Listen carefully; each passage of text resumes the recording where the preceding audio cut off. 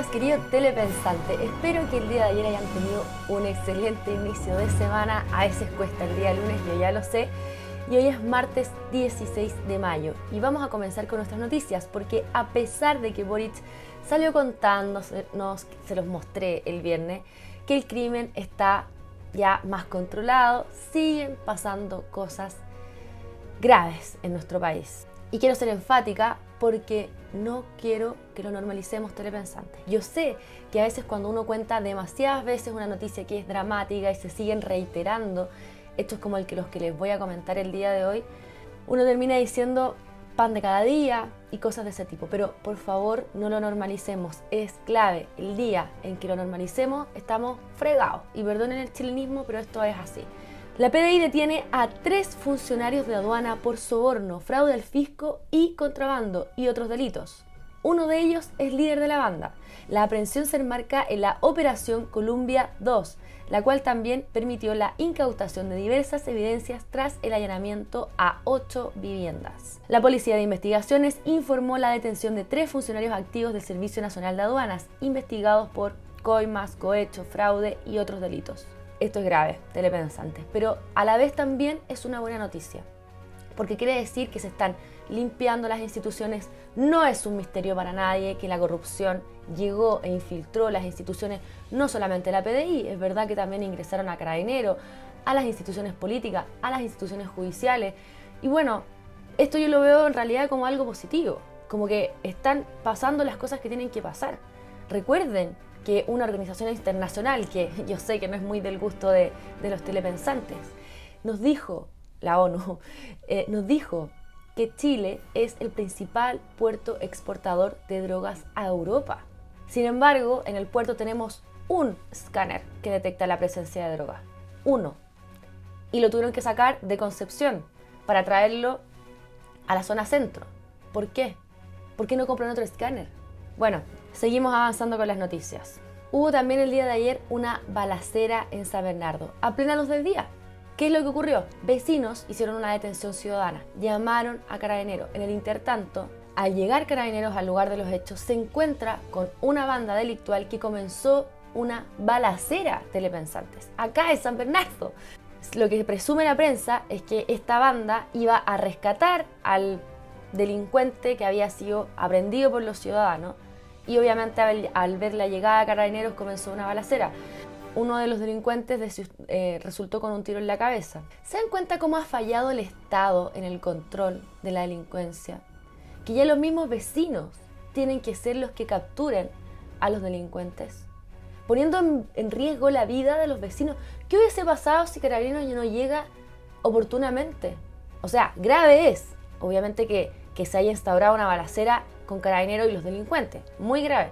Pero ¿qué pasa si la balacera hubiese sido con civiles? O sea, se puso en riesgo la vida de civiles que estaban legítimamente, ya que el Estado no está presente, digamos, resguardando su propia seguridad y la de su familia. Esta es la manera en la que está fallando el Estado. Así que muy choro y muy dinámico habrá sido el anuncio de Gabriel Boric el día viernes. Pero la realidad es esta.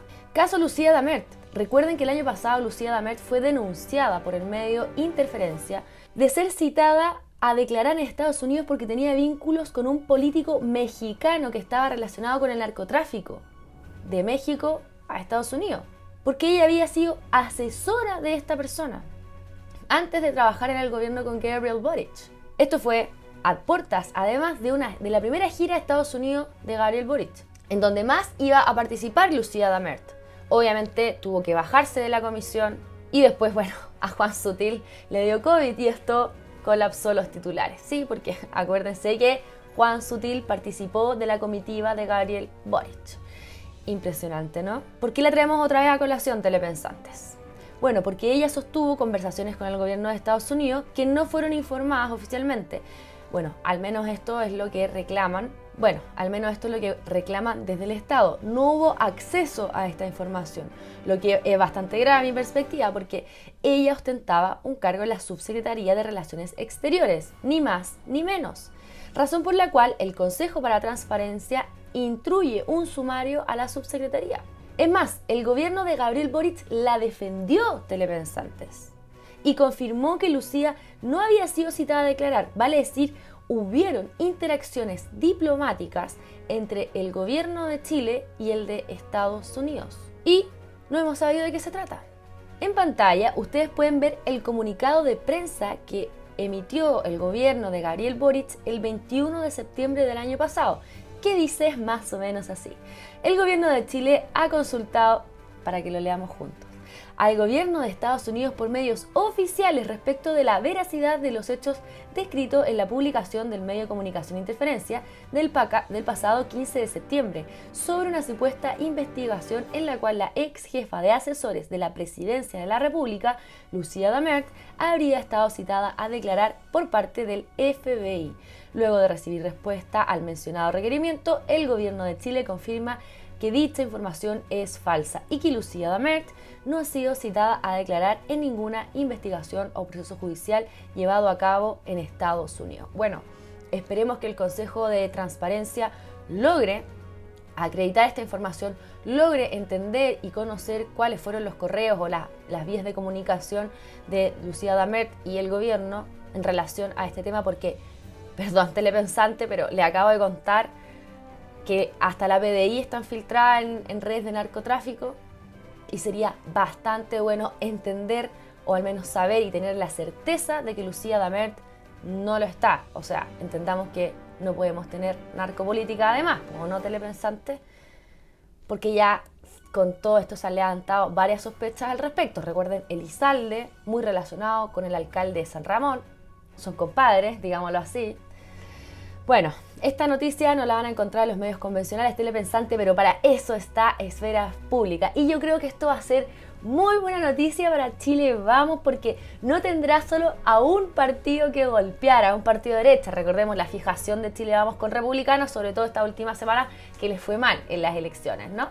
Bueno, Chile Vamos, esta noticia es para ustedes y yo creo que también es una buena señal para el Partido Republicano, porque yo creo que de todas maneras les quitan parte del público objetivo. Se inscribió el partido Vanguardia Patriótica Nacional ante notario. Ahora deben enviar la documentación al CERVEL para que certifique dicha documentación. Antecedentes personales, verificación de datos, que no están inscritos en otro partido. Que no estén inscritos los militantes en otro partido. Faltan varios trámites, pero esto es un hito para la conformación del partido. Ahora deben inscribir más militantes, cosas de este tipo. Oficialmente pueden señalar que son un partido cuando el CERVEL los ratifique. Luego de estos trámites, la gente podrá inscribirse en la página web del CERVEL como militante, así como lo hacen cualquier otro partido. Y deberán contar con una base de militantes para poder ratificarse. Pero esto no es lo único, telepensantes. En Argentina, el Partido Libertario.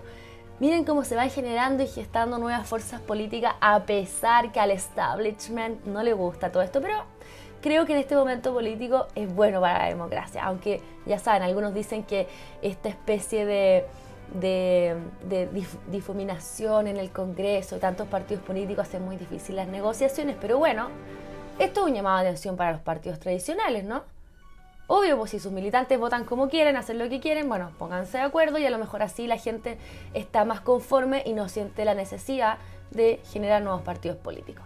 Entonces en Argentina, el Partido Libertario nos cuentan, es un orgullo para todos nosotros poder presentar una lista de precandidatos para el Consejo Municipal en la ciudad de Rosario, un equipo que reúne y representa todos los valores e ideales por los que hemos venido luchando.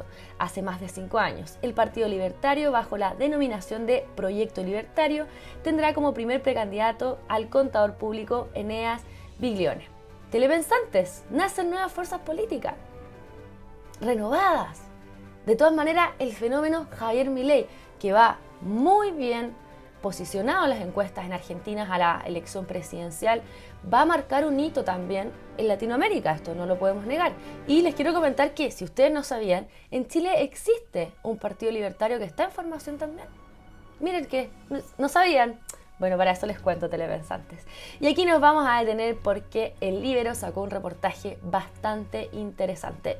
muy breve, los invito a leerlo. El libro en general está sacando muy buenos reportajes. Precarización laboral, bajas en los sueldos, baja en la tasa de empleo, es lo que ha logrado la ministra del Trabajo en este año de gobierno de Gabriel Boric. Más de 126.000 personas perdieron su trabajo, los salarios cayeron casi un 2%. Esto, telepensantes, sin considerar la inflación. Y la informalidad laboral está en el peor momento desde el estallido delictual del año 2019. Yo le puse un poquito mi cosecha. Según las cifras del INE, habrían aumentado en 94.000 los empleos públicos, mientras los asalariados privados apenas crecieron 52.000 en un año. Y vamos metiendo el proyecto de ley de las 500 lucas de la CUT con el gobierno. No es un misterio para nadie que la CUT es una organización de trabajadores de ultraizquierda, ¿no?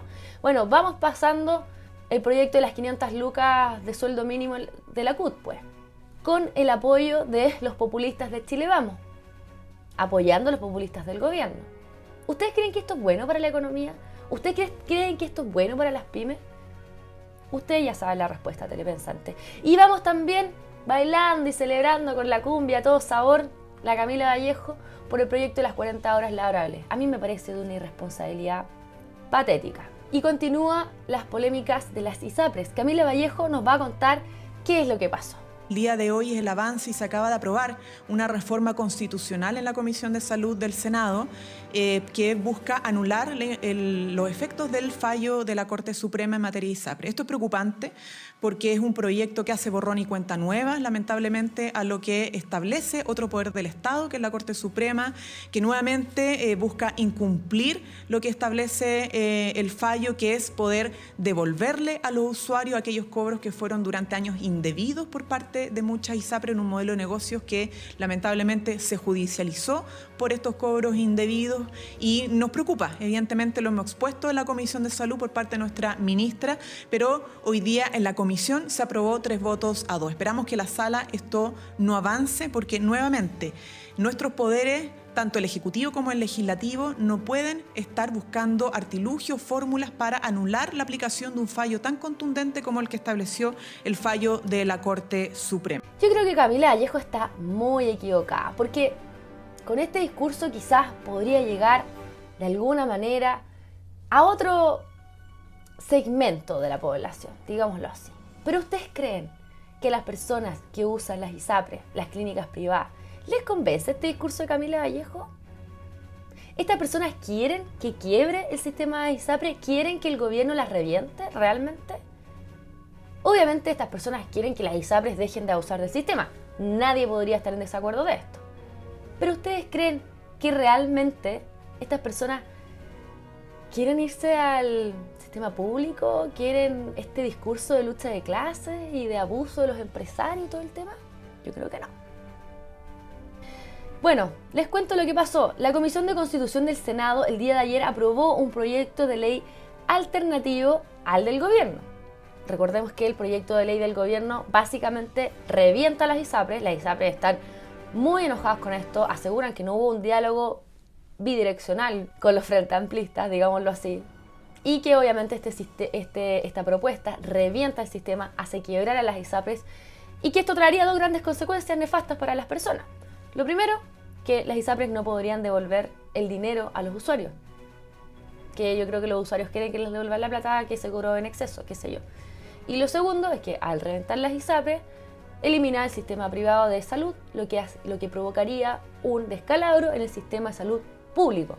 Ya tuvimos esta discusión, telepensantes, cuando estábamos hablando de la propuesta constitucional de los octubristas, ¿se acuerdan? Que sin sistema privado de salud no se sustentaba el sistema público. Provocaría un colapso, se aumentarían las listas de espera, qué sé yo. Y yo en la realidad espero que el proyecto alternativo esté bien presentado, porque también hemos visto que las soluciones de los parlamentarios son un poquito mejor y no son exactamente lo que necesita la realidad. Sigamos con Vallejo. Sobre el proyecto de ley Corte ISAPRES sabemos que ha habido críticas de la oposición, ¿no? O de algunos sectores de la oposición muy en línea de lo que han establecido la ISAPRE. Pero la verdad es que eso no nos va a impedir abrir los espacios de diálogo y conversación para resolver lo que tenemos que resolver, ¿no? Que es el cumplimiento de un fallo y la protección de las y los usuarios de las ISAPRES. Y eso implica los plazos que hemos establecido, pero también tenemos que conversar y resolver con sentido de urgencia, porque eso le da certezas principalmente a los usuarios y usuarias.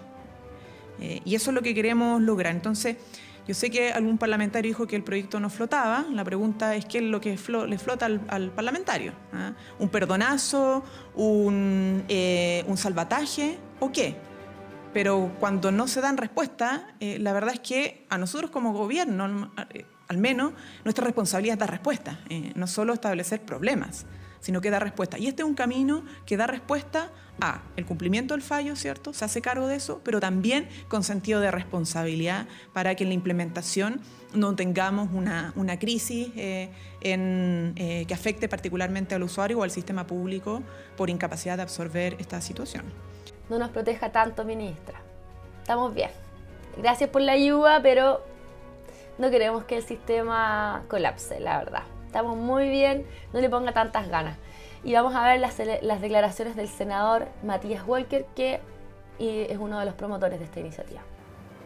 Claramente esto no le puede salir gratis a las ISAPRES.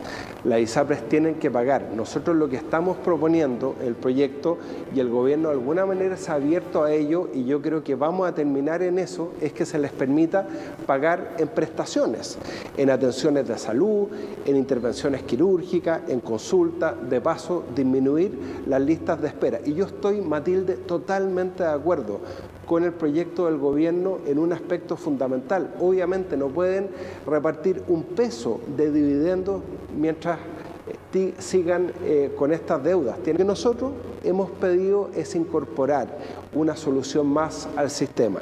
Y ahora nos vamos a la farándula constituyente. Senador Insulza dice: no creo que el presidente Boric esté disponible para firmar cualquier constitución. ¿Qué significa esto, telepensante?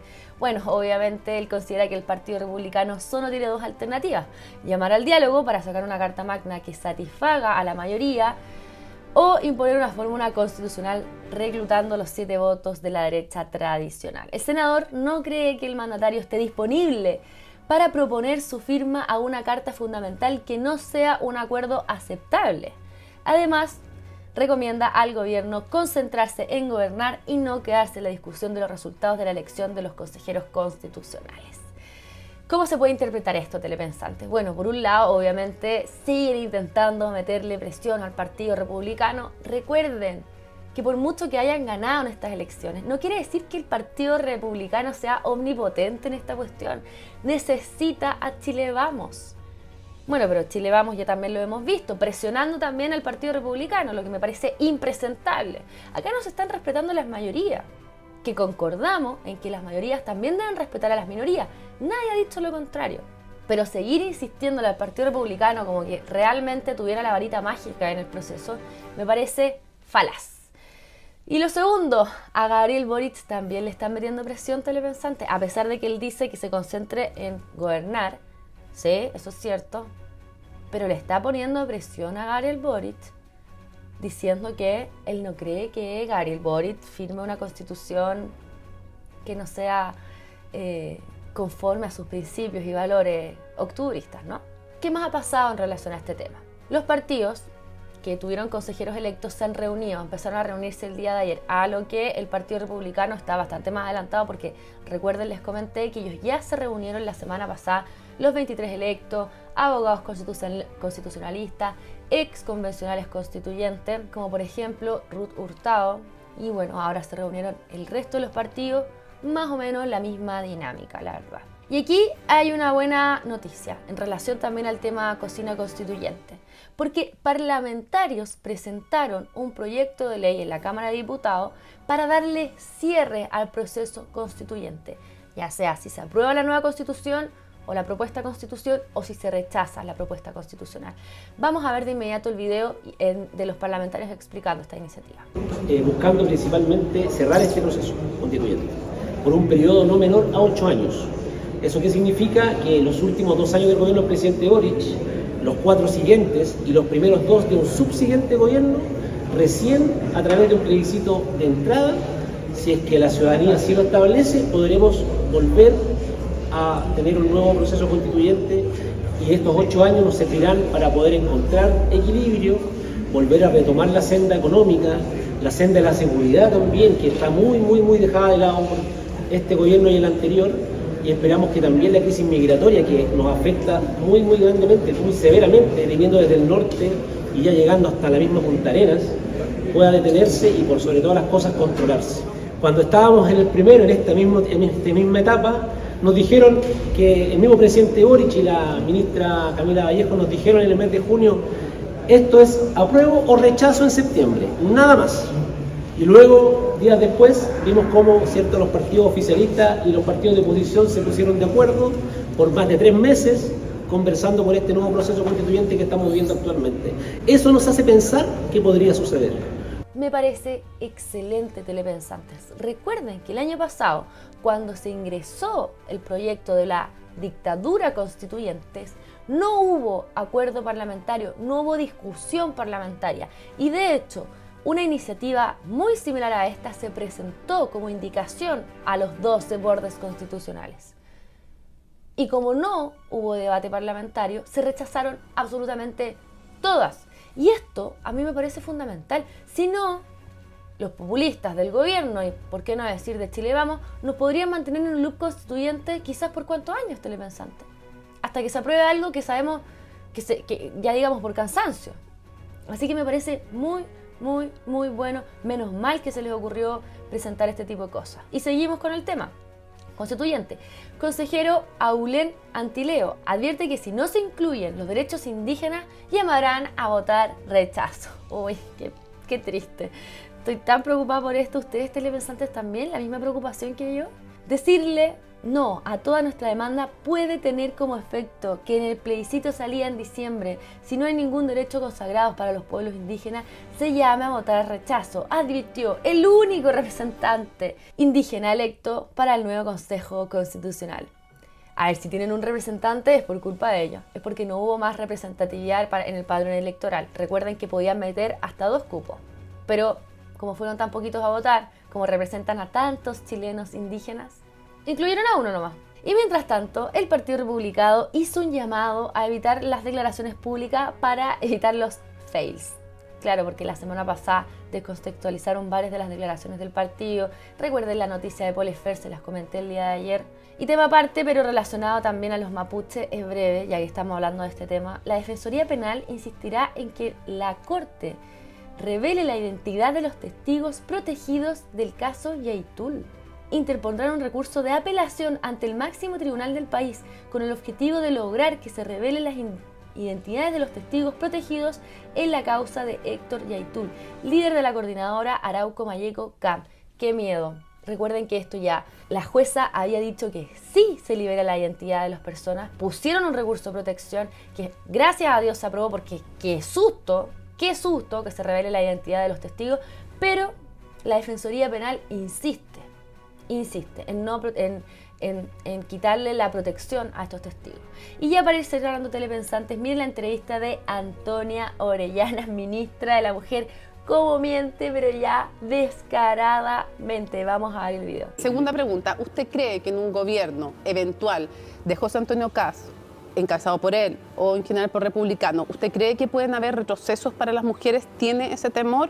¿O con el cambio que hizo respecto a su programa inicial en la segunda vuelta, usted no tiene esos temores? No, por cierto, y esto no es como un temor personal, es mirar y atender a la evidencia de lo ocurrido en otros países. O sea, los países en los que han gobernado los aliados internacionales de José Antonio Kast, Brasil con Bolsonaro, Estados Unidos con Trump, las propuestas que hace Vox y los lugares en los que gobierna Vox dentro de ese sistema alambicado que tienen ahí en España, hay retrocesos para las mujeres. O sea, ¿usted sí teme que en un eventual gobierno republicano pudieran haber retrocesos para las mujeres? Ministra. ¿Y en qué ámbito específico? ¿En general derechos reproductivos o más amplio que eso? O sea, yo creo que los derechos reproductivos son medio un caballito de batalla cultural que se enarbola, pero creo que hay cosas que son mucho más profundas. Mucho más profundas, que tienen que ver con el derecho de las mujeres a la autonomía económica, a poder llevar sus vidas de forma autónoma, porque en ciertas formas de entender la familia tradicional, la autonomía de las mujeres es una amenaza, ¿cierto? Porque hasta hace un tiempo todavía habían alcaldes que en los centros de la mujer el enfoque que tenían era de propender a que las mujeres se reconciliaran con sus agresores, sabiendo que eso era un delito, porque la unidad de la familia era más importante. Entonces yo creo que puede haber retrocesos importantes, no solamente en derechos sexuales y reproductivos, puede haber retrocesos muy importantes en participación política de las mujeres, que es como se vio en Brasil y Estados Unidos, donde se vieron sometidas, incluso las representantes institucionales, que son las que dentro de todo están más protegidas ante todo, vieron un retroceso en su participación política, vieron un retroceso en su autonomía económica. Las políticas que también se atacan bastante, las políticas de transversalización del enfoque de género, que no significa otra cosa que todos los servicios del Estado tengan acceso también para las mujeres, porque no es así. Ministra, también se vieron afectadas y por lo tanto las mujeres vieron constreñidos sus derechos. Entonces, más allá de lo que yo pueda desear o aventurar, si miramos la experiencia internacional, eso pasó. Ministra, a mí este tipo de declaraciones telepensantes, por mucho que yo se lo diga de broma y un poco con gracia, digamos, me parece no grave, me parece gravísima. ¿Cómo se le ocurre a una ministra telepensante declarar este tipo de cosas?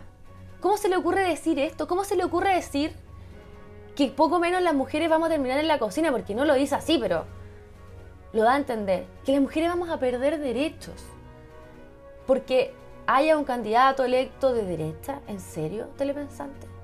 Si lo único que promueven y lo único que queremos las personas que nos sentimos representadas por este sector político, en mayor o en menor medida, es igualdad ante la ley. Y aquí la igualdad ante la ley en Chile, telepensantes, se ha vulnerado de manera transversal.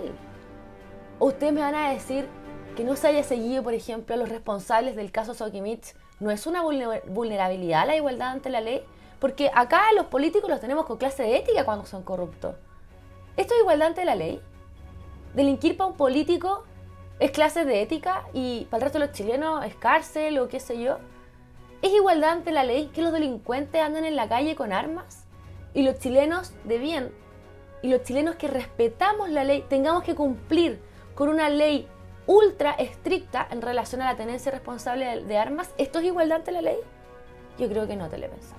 Porque a los delincuentes, les comenté al principio de este noticiero, les estaba saliendo gratis. Bueno, ahora podemos ver que los tribunales y las leyes están un poco equiparando, que hay una actitud de mejorar esta situación. Pero les sale bastante gratis matar a un carabinero, po. Los carabineros tienen que justificar por qué sacaron sus armas hasta hace un tiempo, hasta hace poco tiempo. No tenían derecho a la presunción de inocencia. No tenían derecho a la legítima defensa. ¿Eso era igualdad ante la ley? Yo creo que no. Y esto es lo que defiende este sector.